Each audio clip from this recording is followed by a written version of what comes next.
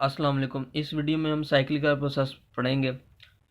Cycle का process ऐसा process है जिसमें सिस्टम अपनी इनिशियल स्टेट में वापस आ जाता है। फॉर एग्जांपल इस पीवी डायग्राम में देखें, हम ए से स्टार्ट कर रहे हैं। इनिशियल स्टेट ए है, उधर से बी पे गए पाथ 1, पाथ 2 में सी पे गए और सी से दोबारा फिर पाथ 3 के जरिए ए पर आ गए। तो इस सिस्टम में अपनी इनिशियल स्टेट जो कि ए थी उस पर वापस आ गया। ये साइकिल का प्रोसेस है।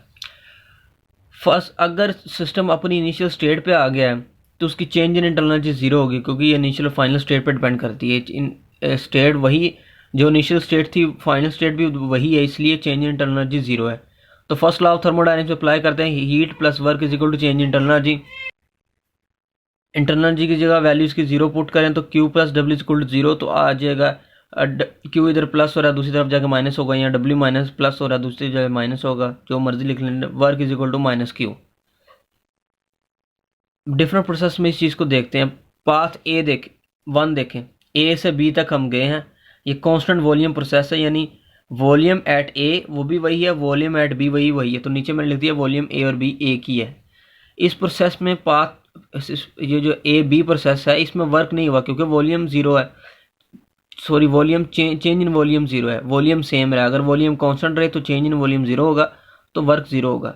तो पाथ ए में वर्क क्या है? जीरो है। पाथ बी में देखें, पाथ बी में एक्सपेंशन हुई है, तो एक्सपेंशन में वर्क नेगेटिव होता है। जब एक्सपेंशन होती है तो इस फार्मूले को देखें ज़रा, जब एक्सपेंशन होगी तो चेंज इन वॉल्यूम पॉजिटिव होगा, dV. Final volume initial volume से ज़्यादा है तो ये सारी टर्म पॉजिटिव होगी, नेगेटिव के साथ मल्टीप्लाई होकर नेगेटिव हो जाएगी। तो एक्सपेंशन में वर्क नेगेटिव है, ये हमने देख लिया। पाथ सी से ए देखें, पाथ सी से ए देखें, वो ये है कि पाथ सी से ए में कंप्रेशन हुई है। जब कंप्रेशन होगी तो फाइनल वॉल्यूम कम है, इनिशियल वॉल्यूम ज़्यादा है, तो चेंज इन वॉल्यूम नेगेटिव होगा, नेगेटिव नेगेटिव से मल्टीप्लाई होकर प्लस हो जाए, तो कंप्रेशन में वर्क पॉजिटिव होता है। हमने ये भी देखा कि जब कंप्रेस करते हैं हम सिस्टम को तो हम सिस्टम पर वर्क करते हैं, और वो हमने उसको पॉजिटिव लिया हुआ है, इससे भी साबित हो गया। और एक्सपेंशन में सिस्टम इन्वायरमेंट पर वर्क करता है, इसलिए नेगेटिव होता है। दो चीज़ें आ गई। एक और अब चीज़ देखते हैं कि सी ए प्रोसेस देखें। सी ए प्रोसेस, ये जो मैंने ऐसे रेड कलर की लाइन से शो किया है, सी ए प्रोसेस, इस प्रोसेस में जो वर्क डन हुआ है वो किसके बराबर है? वो area under the blue red curve है। ये रेड कर्व के अंडर जितना एरिया है, ये सारा एरिया, ये सारा एरिया जो है, ये एरिया अंडर द कर्व ए सी है, ये वर्क डन के बराबर है। ये कंप्रेशन में वर्क डन हुआ है। और जो वर्क डन हुआ है एक्सपेंशन में, एक्सपेंशन हुई थी बी सी में, बी सी के जरिए एरिया अंडर द कर्व वो क्या है? बी सी, और ये वाला सा इतना, ये रेक्टेंगल, ये रेक्टेंगल जो है ये एरिया अंडर द कर्व है बी सी, और जो area under the red curve है वो इसमें ये ऊपर वाला भी आ जाता है, ये वाला भी, और नीचे रेक्टेंगल भी। तो लिहाजा कंप्रेशन में वर्क ज़्यादा हुआ एक्सपेंशन से। जो कंप्रेशन में वर्क हुआ पॉजिटिव है, और जो एक्सपेंशन में नेगेटिव है। चूँकि पॉजिटिव नेगेटिव से ज़्यादा है, इसलिए नेट वर्क पॉजिटिव हुआ है। तो नेट वर्क पॉजिटिव हुआ है क्योंकि कंप्रेशन में वर्क ज़्यादा था। ये ए बी प्रोसेस में तो वर्क हुआ है नहीं। तो इसमें देखते हैं, इस क्वेश्चन में वैल्यूज पुट करते हैं कि नेट जो वर्क है हमारा वो पॉजिटिव है। अगर नेट वर्क पॉजिटिव है तो इन दोनों हीट और वर्क को ज़ीरो होने के लिए हीट को नेगेटिव होना पड़ेगा। मीन्स हीट नेगेटिव कब होती है? जब सिस्टम से हीट निकलती है। जब सिस्टम से हीट लीव करेगी उसे हम नेगेटिव हीट कहते हैं। चूँकि नेट वर्क पॉजिटिव है इसलिए सिस्टम से हीट को ज़रूर निकलना पड़ेगा। इसको दूसरी तरह भी दे सकते हैं कि अगर change in internal energy zero है, चेंज इन इंटरनल एनर्जी अगर ज़ीरो है और हमने नेटवर्क पॉजिटिव कर दिया है सिस्टम पर, तो सिस्टम की change in internal energy zero है, तो जितना हमने वर्क किया है नेटवर्क, वो हमने वर्क एक तरीका है एनर्जी ट्रांसफ़र करने का, तो हमने एक वर्क के ज़रिए एनर्जी ट्रांसफ़र की है सिस्टम को। चूँकि सिस्टम इंटरनल एनर्जी को स्टोर नहीं कर सकता एज ए इंटरनल एनर्जी, क्योंकि चेंज इंटरनल एनर्जी ज़ीरो है, लिहाजा सिस्टम को जितना भी हमने नेटवर्क सिस्टम पर किया है उसे हीट की फॉर्म में निकालना पड़ेगा। अदरवाइज़ अगर जब वो नहीं निकालेगा तो उसकी चेंज इन इंटरनल एनर्जी क्या हो जाएगी? ज़ीरो नहीं होगी, जो कि होनी चाहिए, क्योंकि साइक्लिकल प्रोसेस है, उसने अपनी इनिशियल स्टेट पे वापस आना है। तो ये था उसके बारे में। अब कुछ चीज़ें और देखते हैं कि साइक्लिकल प्रोसेस जो काउंटर क्लॉकवाइज डायरेक्शन में होते हैं, ये हमने काउंटर क्लॉकवाइज डायरेक्शन में किया है। ए से बी, बी से सी और सी से ए, ये काउंटर क्लॉकवाइज डायरेक्शन है। जब भी मैंने एक काउंटर क्लॉकवाइज डायरेक्शन में एक्सप्लेन किया कि भाई एक्सपेंशन में वर्क कम हुआ है, कंप्रेशन में ज़्यादा हुआ है, नेटवर्क पॉजिटिव हुआ है तो हीट निकली है, तो नेटवर्क पॉजिटिव है, हीट निकली है सिस्टम से। तो हर काउंटर क्लॉकवाइज डायरेक्शन में होने वाले साइक्लिकल प्रोसेस में नेटवर्क पॉजिटिव होगा और हीट लीव करेगी, हीट नेगेटिव होगी। और हर जो है क्लॉकवाइज साइकिल में होने वाला जो साइक्लिकल प्रोसेस है, क्लॉकवाइज डायरेक्शन में होने वाला साइक्लिकल प्रोसेस है, उसमें नेटवर्क नेगेटिव होगा और हीट जो है हमें सिस्टम को देनी पड़ेगी। इससे आप इसमें भी अप्लाई कर सकते हैं अगर इसकी डायरेक्शन रिवर्स करें। फॉर एग्जांपल इस दफ़ा आप ए से बी ना जाएं, ए से सी जाएं, ए से सी जाएं, सी से बी और बी से ए। अगर आप इस तरह फॉलो करेंगे तो ये होगा क्लॉकवाइज डायरेक्शन, ए से सी गए, सी से बी और बी से। क्लॉकवाइज डायरेक्शन में मैं शॉर्टली एक्सप्लेन कर देता हूँ ब्रीफली।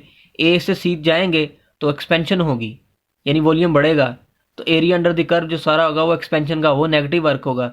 बी से सी जाएंगे तो ये कंप्रेशन होगी, कंप्रेशन में area under the curve positive है लेकिन कम है जितना कि area under the curve AC था, नेगेटिव वर्क ज़्यादा था एक्सपेंशन में, और कंप्रेशन में इधर क्या हो गया, पॉजिटिव वर्क कम हुआ है। बी से जाएंगे कोई वर्क नहीं होगा क्योंकि चेंज इन वॉल्यूम जीरो है। तो जब हम क्लॉकवाइज डायरेक्शन में गए तो नेगेटिव वर्क जो हुआ वो ज़्यादा हुआ, पॉजिटिव वर्क कम हुआ, तो नेटवर्क नेगेटिव हो गया। नेटवर्क नेगेटिव है, ये वैल्यू नेगेटिव है वर्क की, तो इन दोनों को जीरो होने के लिए क्यू को जरूर पॉजिटिव होना चाहिए, मीन्स हमें सिस्टम को एनर्जी देनी पड़ेगी। ये था इसका मतलब। अब नेक्स्ट पेज में हम साइक्लिकल प्रोसेस की डेली लाइफ से एग्जांपल देखते हैं। अभी तक हमने साइक्लिकल प्रोसेस को पीवी डायग्राम के जरिए समझा, इसकी डेली लाइफ से एक एप्लीकेशन देखते हैं। ये जो डेली लाइफ की एप्लीकेशन का इधर सर्कल सा बनाया हुआ है, ये यूनिवर्सिटी फिजिक्स से लिया गया, उसकी 14th एडिशन है और चैप्टर नंबर 9 है, first law of thermodynamics. First law of thermodynamics के चैप्टर में जहाँ उन्होंने साइक्लिकल प्रोसेस को एक्सप्लेन किया, उसके डेली लाइफ से एग्जाम्पल है, वो इधर से लिया और वैल्यूज़ भी सारी वही हैं। पेज नंबर 649 है यूनिवर्सिटी फिजिक्स का 14th एडिशन, उधर से ये साइक्लिकल प्रोसेस की डेली लाइफ की एग्जाम्पल है। तो हम इसमें है क्या, ये ह्यूमन बॉडी के ऊपर अप्लाई होती है। जब भी हम हम कोई ना कोई खाना खाते हैं, खुराक खाते हैं, तो उसकी जो मेटाबोलाइजिंग है उसके ज़रिए हमें हीट मिलती है। अगर हमारी ह्यूमन बॉडी एक सिस्टम है तो खाना खाने से हमें हीट एनर्जी मिलती है। जब हम सोते हैं या खाते हैं या हम कोई और एक्टिविटी करते हैं, टीवी देखते हैं, पढ़ते हैं, सांस लेते हैं, वॉक करते हैं, इन सारे अमल करने में, सारी एक्टिविटीज़ में हम वर्क करते हैं, हमारी एनर्जी यूज़ होती है। जो एनर्जी हमें खुराक ने दी थी वो यूज़ हो जाएगी। तो मिसाल के तौर पर एक ऐसा दिन है जिसमें जितनी खुराक खाई उतना ही काम किया मुख्तलिफ डिफरेंट एक्टिविटीज़ में, उस दिन जो है चेंज इन एनर्जी ज़ीरो होगी। मतलब उस दिन इंसान के जिस्म में कोई इजाफा नहीं होगा, कोई ग्रोथ नहीं होगी, क्योंकि साइक्लिकल प्रोसेस हुआ है। वो सुबह जिस स्टेट में था अगले सुबह, अगर आज हमने उसे देखना शुरू किया ब्रेकफास्ट से, तो अगले ब्रेकफास्ट तक उसकी इंटरनल एनर्जी नहीं चेंज हुई, मीन्स तो वो जो Q plus W is equal to change in internal energy formula था, उसमें change in internal energy zero है, तो Q प्लस डब्ल्यू उन दोनों का सम जीरो आएगा। वैसे तो इंसान की जैसे जैसे उम्र बढ़ती है, वो जैसे बचपन से वो जवानी की तरफ जाता है, तो उसकी हम ये नहीं कहेंगे change in internal energy zero है। अगर change in internal energy zero होती तो उसकी तो इजाफा ही नहीं होना था, उसकी जिस्म में ग्रोथ ही नहीं होनी थी। तो कुछ ना कुछ चीज़ है, खुराक वो खाता है, कुछ काम करता है, लेकिन उसकी इंटरनल एनर्जी बढ़ रही है। लेकिन for the sake of example हम देखते हैं कि एक ऐसा दिन है साइक्लिकल प्रोसेस को समझने के लिए जिसमें किसी भी ह्यूमन बॉडी की जो चेंज इन इंटरनल एनर्जी वो है ज़ीरो है। जितनी उसने खुराक की हासिल खाई उतना ही उसने काम किया, उसको समझते हैं। तो स्टार्ट करते हैं ब्रेकफास्ट से। 5 मेगा जूल उसे एनर्जी मिली ब्रेकफास्ट में, ब्रेकफास्ट उसने किया, उसे 5 मेगा जूल एनर्जी मिली। लेकिन खाना खाते वक्त भी तो वो काम कर रहा है, मुंह हिला रहा है वगैरह वगैरह, उसमें उसकी 5 जूल उसे मिली एनर्जी, लेकिन उसमें से उसने जो वर्क कर दिया वो है 0.7 मेगा जूल। तो मेरे साथ मैंने नेगेटिव इसलिए लगाया कि ये work done by the body है, नेगेटिव होगा।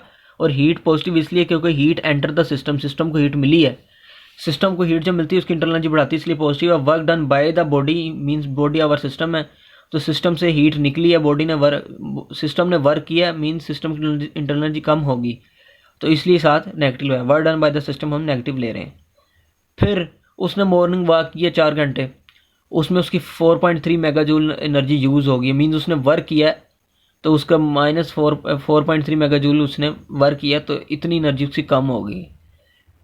फिर उसने लंच किया दोबारा, फिर उसे हीट मिली है लंच के ज़रिए 5 मेगा जूल, और दोबारा फिर लंच करते दौरान जो उसके जो बॉडी का प्रोसेस था लंच करने का, उसमें उसकी 0.7 मेगा जूल एनर्जी यूज़ हो गई है। दोपहर को उसने 4 घंटे काम किया है, आफ्टरनून वर्क उसने किया, उसमें भी उसके 4.3 मेगा जूल उसने वर्क कर दिया, यानी इतनी एनर्जी भी कम होगी, साथ माइनस लगा लिया। शाम को उसने डिनर किया, डिनर में उसने जो डिनर किया उसको एनर्जी मिली है 6.5 मेगा जूल फॉर एग्जाम्पल, और दोबारा फिर वर्क कर डिनर के दौरान जो उसकी बॉडी का प्रोसेस था उसमें उसकी 0.7 मेगा जूल उसने वर्क किया, वो भी एनर्जी निकल गई। रात को उसने एक्सरसाइज की 1 घंटा, तो उस 2.1 मेगा जूल उसने वर्क किया, वो भी ये भी एनर्जी इसकी यूज़ होगी। सोने जो उसने बाद में पढ़ाई की या टीवी देखा है उसमें उसकी 1.7 मेगा जूल एनर्जी लगी है। अब सारे साइकिल से जब आएंगे तो जितना उसने हीट मिली, हीट उसे 3 दफ़ा मिली है, एक दफ़ा सुबह ब्रेकफास्ट में, एक लंच में, और एक दफ़ा उसे डिनर में। ये हीट को प्लस करें तो 16.5 मेगा जूल आएगा। फिर उसने जितने काम किए जिसको रेड एरो से शो किया है जो कि नेगेटिव है, means work done by the system में ये नेगेटिव होगा, ये एनर्जी कम करता है, तो ये आ जाएगा -16.5। तो first law of thermodynamics Q plus W is equal to change in internal energy. Q plus W करेंगे 16+5 -16+5 वो 0 हो जाएगा, means change in internal energy क्या है, 0 है इस सारे साइकिल प्रोसेस में। सुबह एक रह गया था ये वाला हमारा कि रात को वो सोया 8 घंटे, तो उस सोने में भी कोई ना कोई एनर्जी लगती है क्योंकि बंदा सांस ले रहा होता है और बड़े प्रोसेस हो रहते हैं, तो सोना भी एक काम है, और कई लोगों के लिए सोना तो बड़ा अहम काम है।